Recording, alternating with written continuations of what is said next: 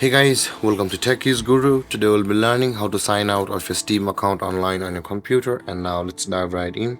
Now to sign out of your Steam account, first you must be logged into your account. So you can see I'm logged into the Steam on the browser as well as my Steam app over here on my computer. So in order to log out of your Steam account, the process is the same.